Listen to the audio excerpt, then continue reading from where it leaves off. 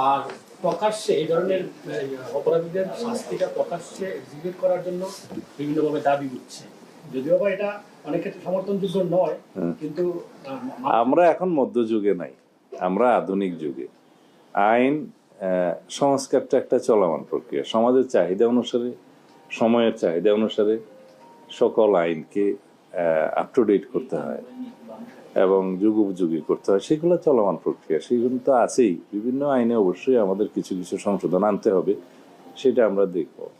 আবার কিছু কিছু ক্ষেত্রে এটাও চিন্তা করতে হয় যে খুব সংক্ষিপ্ত বিচারের মাধ্যমে আবার অবিচার করা হচ্ছে কিনা, বা এমন কিছু হয় যে আমরা খুব কঠোরতম আইন প্রণয়ন করলাম, প্রয়োগের ক্ষেত্রে সেটা আবার মিসইউজ হচ্ছে কিনা, অপব্যবহার হচ্ছে কিনা, এগুলো সবগুলো লক্ষ্য রাখতে হয়। এখন কোনো ঘটনা ঘটলো, সেজন্য একটা চটজলদি করে আইন প্রণয়ন করে ফেলা এবং কোনো আদালত সৃষ্টি করে ফেলা, এগুলো ইমোশনালি করা যায় না। এটা বৃহত্তর ক্যানভাসে দেখতে হয়। যেমন মাগুরাতে না কোথায় একটা ঘটনা সংঘটিত হয়েছিল বিগত ইন্টারিম গভর্নমেন্টের সময়, এটা নিয়ে তোলপাড় হলো এবং এখানে বোধহয় কিছু আইনি সংশোধন নিয়ে এসে সংক্ষিপ্ত সময়ের ভিতরে বিচার কার্য সম্পন্ন হয়েছে। এটা সময়ের দাবি ছিল, কিন্তু সেটার দীর্ঘমেয়াদে কি হবে না হবে সেই আইনগুলো চিন্তা করতে হয়।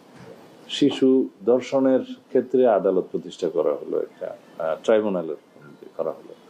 দেখা গেল সেই একই এখতিয়ার নারী ও শিশু আদালতে দেওয়ার মতো বিধান করা যায়, আদালতের সংখ্যা বৃদ্ধি না করেও। কারণ এখানে রেভিনিউ এক্সপেন্ডিচারের বিষয় আছে, আদালত সেট আপের করার বিষয় আছে, জনবলের বিষয় আছে। তখন দেখা যাবে যে 64 ডিস্ট্রিক্টে আদালত আমরা করলাম, ট্রাইব্যুনাল করলাম, দেখা যাবে মামলার সংখ্যা কোথাও 2টা, কোথাও 10টা, কোথাও নাই।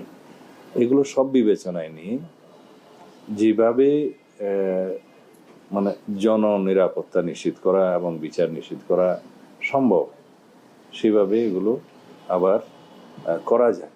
কিন্তু ওই সাময়িক সময়ের জন্য